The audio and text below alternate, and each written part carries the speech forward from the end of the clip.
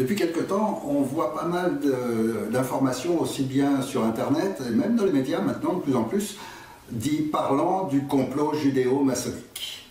Donc ces méchants juifs sont en train de gérer un gros complot mondial pour établir une dictature sur toute la planète, etc.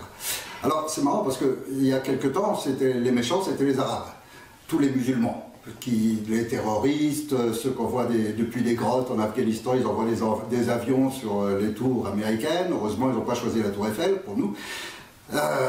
Et donc on est passé de certains méchants à des nouveaux méchants. Alors, qui c'est les juifs? Déjà, on va essayer de les définir. Donc, ces méchants juifs, dans l'histoire, c'est une religion au départ qui part sur le monothéisme, donc l'adoration d'un seul Dieu, la croyance en certains principes. Et si on examine ces principes, ne serait-ce que tout simplement les 10 commandements que tout le monde connaît, ce sont des principes tout simplement humanistes. C'est-à-dire ce sont les mêmes qui rejoignent les philosophies grecques, qui rejoignent les philosophies perses, iraniennes maintenant on dit, le masdéisme, le zoroastrisme, etc. Donc en fait, il y a tout un berceau dans les années 1500 avant Jésus-Christ, pendant lequel il y a tout un humanisme qui est en train de jaillir de l'humanité.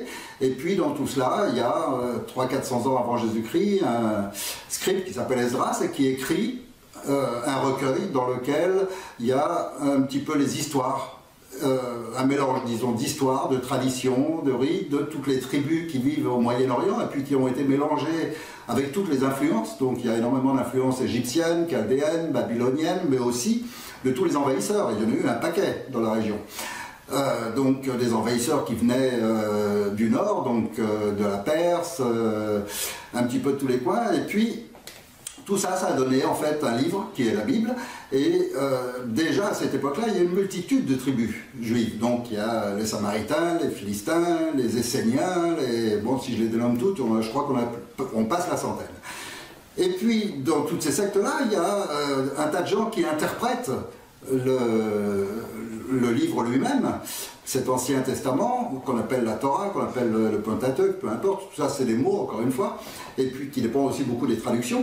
Et donc, dans tout cela, il y a parmi ces sectes des gens qui prennent plus ou moins d'importance, qui interprètent d'une façon ou d'une autre et tout. Parmi ceux-là, il y en a un qui s'appelle Jésus, et puis qui lui est un vrai juif, donc on est tous, au départ, il n'y a que des juifs. Tous ceux qui ont admis le principe d'un Dieu unique, tous ceux qui ont admis les principes d'humanisme qui sont exposés dans cette Torah sont des juifs. Et puis parmi ces juifs, il y en a un donc, qui lance un nouveau mouvement, et celui-là, on commence à les appeler chrétiens. Et puis plus tard, dans une autre région, donc plus vers l'Arabie, un autre lance encore une fois une nouvelle interprétation, mais toujours sur les mêmes principes humanistes. Il s'appelle Mahomet, puis ça devient une autre secte, une autre scission qui s'appelle cette fois-ci musulmanisme. Et puis à l'intérieur même, encore d'autres interprètent autrement. Alors chez les musulmans, il y en a d'autres qui s'appellent ismaéliens, et puis d'autres qui sont des sunnites, d'autres des chiites, d'autres des wahhabites, d'autres des soufis. Et puis chez les chrétiens, il y a les catholiques, il y a les protestants. Là. Mais tout ça, ce sont des sous-scissions. C'est-à-dire qu'en fait, au départ, il n'y a qu'un seul livre, il n'y a qu'une seule religion, il n'y a qu'une seule base, il n'y a qu'un seul principe qui est philosophique avant tout, qui est humaniste, premièrement. Et puis les concepts sont les mêmes. On peut aller voir des musulmans, des juifs qui ont gardé le vieux judaïsme, on peut aller voir les chrétiens, n'importe qui. C'est mieux d'aider son voisin que de lui faire du mal, c'est mieux de ne pas tuer, de ne pas voler, de respecter ses enfants, de respecter ses parents, enfin, etc., etc. Et ça, c'est de l'humanisme pur. C'est de la philosophie normale. Donc, il n'y a pas de vraie division, il y a juste des interprétations différentes au cours de l'histoire, parce qu'en 2000 années de civilisation, il y a eu de multiples interprétations, puisqu'il y en a eu beaucoup d'autres encore. Alors ceux qui restent vraiment connus, c'est Jésus, Mahomet, c'est ensuite, par exemple dans les scissions intérieures, les personnages les plus importants, dont les noms sont restés, puis dont certaines interprétations sont restées. Mais nous sommes tous juifs, que ça nous plaise ou que ça ne nous plaise pas, on a 2000 années de civilisation juive. Alors le mot juif lui-même, il ne veut rien dire, puisque si on l'entend prononcer par un chinois, par un anglais, par un allemand, par quelqu'un d'autre, déjà ça va être un son différent, et puis ce son lui-même, il a... Mais la base, c'est toujours la même. Donc on est tous exactement cousins germains. Et en plus, on est tous aussi, d'une certaine manière, involontaires. C'est-à-dire qu'un enfant qui naît, eh bien, selon les parents chez qui il tombe, il va se retrouver avec une étiquette qu'il n'a pas choisie. Donc, s'il tombe dans une famille qui est témoin de Jéhovah, ils vont faire en sorte qu'on lui mette l'étiquette, il sera témoin de Jéhovah. S'il naît dans une famille évangéliste, ou une famille de quakers, ou des sunnites, ou des esséniens, on lui mettra à chaque fois l'étiquette. Et les vrais volontaires, il n'y en a vraiment pas beaucoup. C'est-à-dire ceux dont les parents se sont abstenus de toute forme d'influence, leur ont permis d'étudier toutes les religions, et il y en a un paquet sur la planète, il y en a plusieurs milliers, pour que l'enfant arrive à 20 ou 25 ans à se dire, bon ben finalement j'ai tout étudié, j'ai tout, et finalement je vais choisir celle-là. Et il n'est pas du tout certain que l'enfant qui est né dans une famille en Europe ne va pas choisir une religion qui est à l'autre bout du monde. Donc on est tous involontairement avec une étiquette qui nous classe dans un système religieux déterminé, mais qui d'une manière ou d'une autre est toujours juif.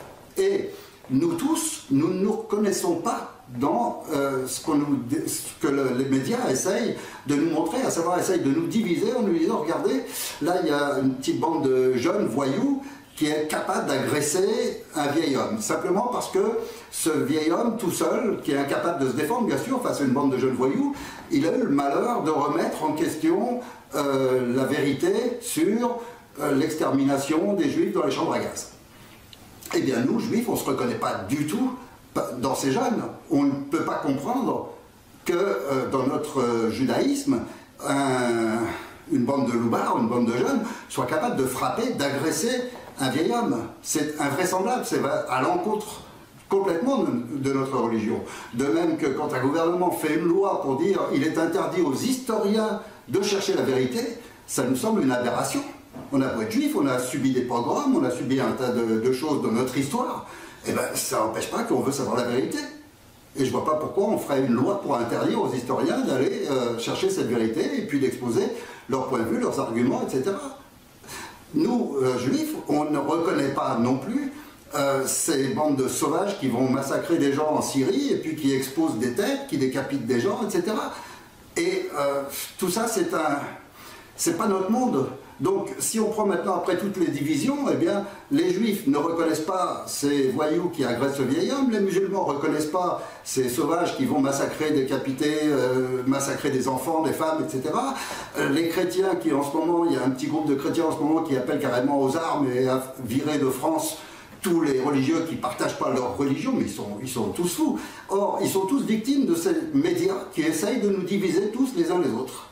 Or, finalement, on a les mêmes principes. On a des toutes petites nuances dans l'interprétation des choses. Et puis, il y a des gens qui s'en servent pour créer des fanatiques. Les fanatiques, c'est toujours les mêmes, qu'ils soient dans l'armée, qu'ils soient religieux, qu'ils soient politiques. Avant tout, ce sont des imbéciles qu'on manipule. Et personne ne se reconnaît en eux. On ne se reconnaît pas plus dans ceux qui font des massacres au nom du musulmanisme qu'au nom du christianisme ou au nom du judaïsme. Donc, je crois qu'avant tout, nous sommes français.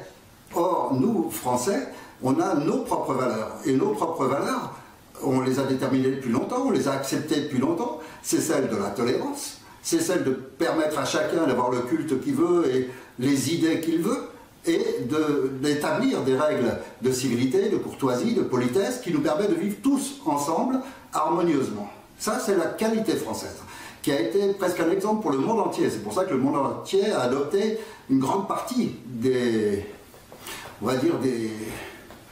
la civilité française, de notre art de vivre. Donc, restons français, essayons de continuer de développer cette qualité première qu'on a, qui est celle de la tolérance, qui est celle de permettre à tout le monde de devenir français, de venir sur le sol de France et de partager nos valeurs avec nous. Mais en revanche, selon nos règles. Or, nos règles, c'est celle de la tolérance avant tout. C'est pas celle du fanatisme, c'est pas celle de l'exclusion, c'est pas celle de l'intolérance. Et gardons nos règles. Donc ceux qui veulent venir ici, encore une fois, bienvenue. Donc si les Esquimaux veulent venir chez nous, avec leur religion, etc., bah, qu'ils le fassent, et puis ils seront les bienvenus ici. Seulement, s'ils viennent chez nous, qui veulent construire des igloos et nous apprendre à nous à manger du phoque, alors là, on n'est pas d'accord. Là, ils restent chez eux pour ça. Donc nos règles, c'est nos règles, et puis tous ceux qui les acceptent, tous ceux qui reconnaissent la France pour ce qu'elle est, alors, bienvenue à cela. Et aujourd'hui, de plus en plus, la tension monte avec des dirigeants qui le font exprès, parce que quand on entend des dirigeants français, un pays dans lequel on a un problème de crise économique, dans lequel il y a des chômeurs, des gens qui sont en difficulté, en souffrance par la pauvreté, un pays dans lequel l'économie est en train de s'effondrer, et nos dirigeants sont en train de nous faire des grandes déclarations d'amour envers Israël. Qu'est-ce qu'ils font en faisant ça? On peut se dire deux choses. On peut se dire soit ils sont complètement imbéciles, c'est-à-dire qu'ils étalent devant tout le monde qu'ils n'ont rien à foutre des problèmes qu'on a nous en France, ce qui les intéresse, c'est ce qui peut se passer en Israël. Or, le gouvernement d'Israël est un gouvernement que tout le monde reconnaît, le monde entier, la planète entière reconnaît que c'est un gouvernement colonialiste, c'est un gouvernement fasciste. Et ça n'a rien de juif, c'est l'opposé du judaïsme. Ils manipulent la religion, bien sûr, comme tous les dirigeants, ils utilisent la religion pour manipuler leurs gens, pour obtenir ce qu'ils veulent. Mais c'est l'opposé absolu du judaïsme. Or, si le monde entier le reconnaît, que nos propres dirigeants prennent une position publique pour dire on est de leur côté, qu'est-ce que ça veut dire? Ça veut dire qu'ils sont soit complètement idiots et qu'ils se rient au nez de tous les Français qui voudraient bien qu'on s'occupe de leurs problèmes, soit ils ne sont pas si idiots que ça et ils suivent un processus qui est destiné finalement à provoquer une haine envers tous les juifs, c'est-à-dire envers une petite faction du peuple qui vit en France. Or, bientôt, s'il continue comme ça, il va y avoir des gens en France qui vont accuser les juifs de tout, comme s'ils étaient responsables de ce que fait le gouvernement israélien. Et ça, c'est les travers vers lesquels ils nous amènent, comme ils nous ont amenés avant à détester tout ce qui était musulman, parce qu'on voyait chaque musulman comme un terroriste possible. Donc il faut qu'on arrête d'écouter les médias, il faut qu'on arrête d'écouter tous ces gens-là, et puis il faut surtout qu'on s'unisse pour affronter le véritable ennemi. Or, le véritable ennemi, c'est ceux qui essayent de nous diviser. Ceux qui essayent justement d'utiliser la religion, d'utiliser le social, d'utiliser tous les moyens. Ils ont réussi par la législation du travail à faire que les patrons détestent les employés, que les employés sont mal avec les patrons, que tout le monde s'accuse de tout, etc. Mais il faut arrêter tout ça, il faut arrêter toutes les divisions. Il faut qu'on s'unisse tous ensemble. Et si j'ai fait une vidéo disant j'appelle aux Français, c'est parce que je crois que maintenant c'est urgent d'affronter le véritable ennemi, et l'ennemi ce sont nos dirigeants qui sont en train de démanteler notre pays, qui sont en train de le mettre entre les mains des Américains. Ils l'ont fait avec l'OTAN, en remettant notre armée française entre les mains des Américains. Ça c'est Sarkozy. Maintenant Hollande est en train de mettre tout notre pays aux mains des Américains à travers l'économie, par le traité transatlantique. Bon, le vrai problème, c'est de leur côté, c'est pas du nôtre. Nous tous, qu'on soit juifs, musulmans, chrétiens, qu'on soit riches, qu'on soit pauvres, on est français. On a nos valeurs et notre pays, on peut le défendre, retrouver notre souveraineté, retrouver notre indépendance et être tous unis, à condition qu'on ait nos vrais ennemis en face de nous. Or, nos vrais ennemis, c'est ceux qui détruisent notre vie, ceux qui ont créé une fausse dette, ceux qui mentent en permanence par les médias, ceux qui essayent de nous diviser, de nous monter les uns contre les autres. Alors, soyons plus forts que ça et réunissons-nous un beau jour pour leur dire « Stop !» Dégagez d'ici maintenant. Nous, on est chez nous. Ça, c'est la France. Et la France, on ne la veut pas comme vous êtes en train de la faire. On la veut comme nous, on veut la faire. Voilà, j'ai lancé cet appel pour le 14 juillet 2015 et j'espère qu'on y sera tous. Tous, ça veut dire vraiment tous. Les jeunes, les vieux, les musulmans, les juifs, les chrétiens, les riches, les pauvres, tous, qu'on défende les mêmes valeurs.